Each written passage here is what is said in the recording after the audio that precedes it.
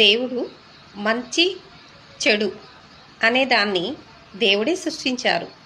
మంచివారిని చెడ్డవారిని కూడా దేవుడే సృష్టించాడు. అదేంటి, దేవుడు అంతా మంచి చేయాలి కదా, మరి చెడ్డవారిని మంచివారిని ఎందుకు పుట్టించాలి? అందరినీ మంచివారిలాగానే పుట్టించవచ్చు కదా అని మనం అనుకోవచ్చు.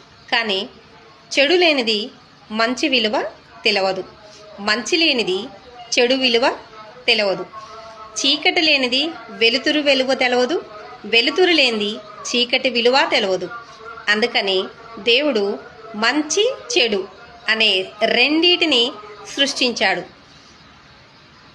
వాటిని ఎన్నుకునే స్వభావం కూడా దేవుడు మనకి పెట్టాడు.